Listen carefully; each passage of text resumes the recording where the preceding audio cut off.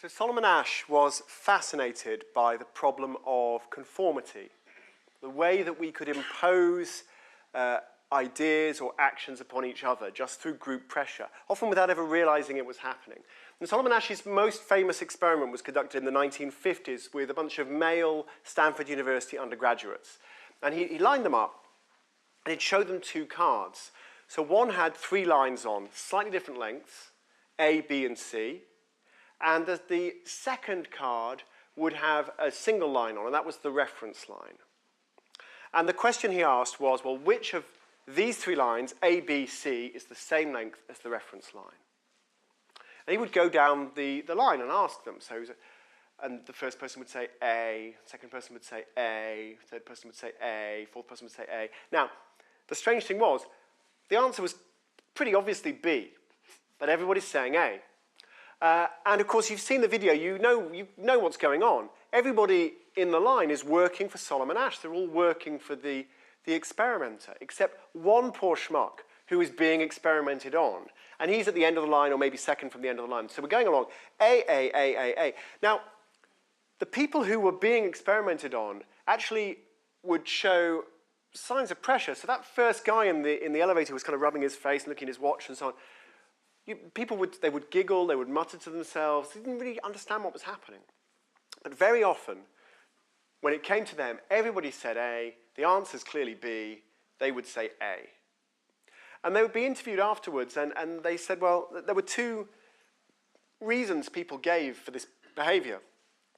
So number 1 was, well, I thought the answer was B, but then I just assumed I was wrong, which is very reasonable. And then the second reason for this behavior, well, people would say, well, I knew the answer was B, but I didn't want to create a fuss. I didn't understand what was happening. Well, it wasn't worth it.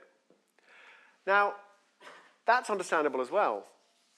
But now think about being in a boardroom or a meeting room where you're discussing corporate strategy, and you think the appropriate strategy is B, or the appropriate product design is B, or the appropriate policy is B, and everybody else is saying A. You really can't be sure of yourself. The world is uncertain. You may well be wrong. And the stakes are much higher. The embarrassment from arguing against your colleagues and saying that they're all wrong and you're right, much more significant than just being in some experiment and saying, oh, it's B in front of a bunch of people you've never met before and you'll never meet again. So social pressures in these corporate or organizational decision-making situations, they're much stronger. And they're forcing us to just stick with the crowd, forcing us to not try something new. And that matters because remember, we don't know what will work.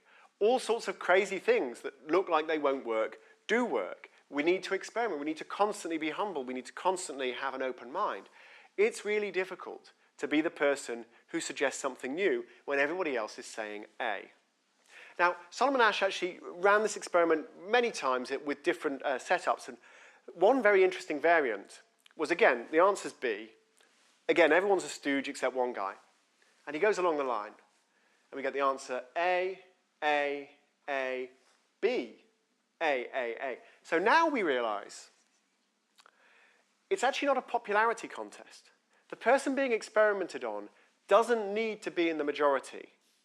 Just needs a friend. Just needs one other person to be willing to say, yeah, actually, I think the answer's B. And that's enough. That broke the spell of conformity. People were much, much more likely to say, well, I think it's B as well. And in fact, these people would start shooting sly glances at each other across the room after a while. And in fact, it doesn't even take that.